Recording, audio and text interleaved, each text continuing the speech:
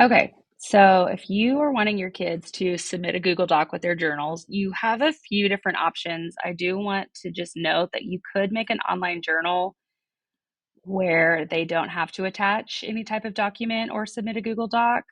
You could just make the assignment a text entry, which means they would type their journal responses right here in this box.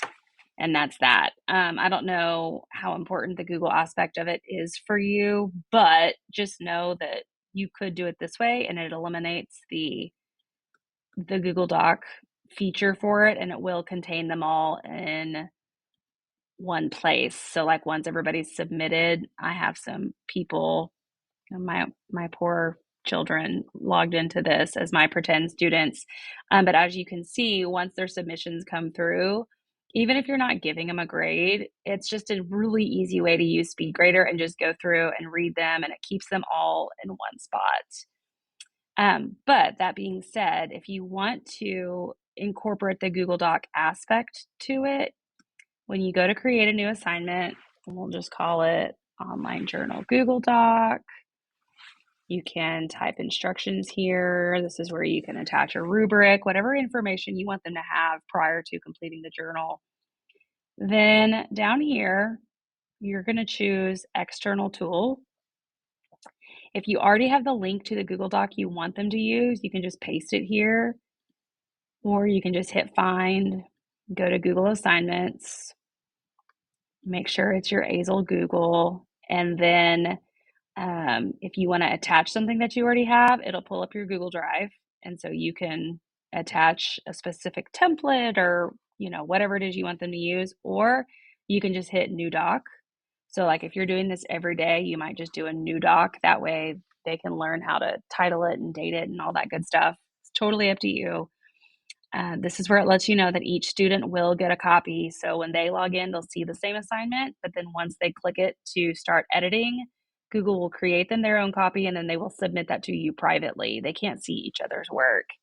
And then down here, I just always by default select SpeedGrader. It's that screen I just showed you where you can easily click through your students instead of dealing with just the different Google folders and just kind of sorting through it with Google. Canvas puts it all in SpeedGrader for you. It's totally personal preference. I just find the consolidation super convenient. So then you hit create and then select. You have the option of loading the Google Doc into a new tab, just depending on your kids' levels of experience on their Chromebooks and just navigating things on the internet. I usually recommend my teachers do this. That way, when they're done, they can just click back over to their Canvas tab instead of having to hit back and trying to navigate that. But again, totally up to you, personal preference. You can decide unlimited, limited, how many times you want them to be able to try it, who it's going to go to. And then if this is something that you're going to grade, even if it's a completion grade and you want it to show up in your grade book built into Canvas, you have to put a due date on it. If you don't care whether or not it shows up in your grade book, then that's when you can leave the due date blank. I just always try to tell my teachers that because there tends to be a lot of confusion wondering why assignments aren't showing up in their grade book, and it's because there's no due date. So then you can hit save and publish, and there's that. So another option that takes a little bit of work setting up, but I think is super cool, is if you made a new discussion post and you called it Online Journal. Same thing, you treat this as like your instructional piece, your rubric, your template, your expectations, things like that. So when you go down here, you'll actually hit this is a group discussion, and you can just call it, I don't know, journals. Then down here next to group structure, you would split students by the number of groups. And so what this means is if you have 22 kids, you're essentially putting each student in their own private group. And so I think in this fake class that I think I have 4 kids.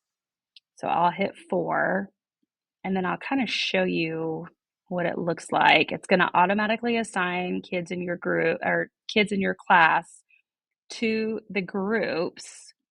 You'll hit save and publish. Okay, so then you're going to go to, let me find people. And here's the little journal group that I created.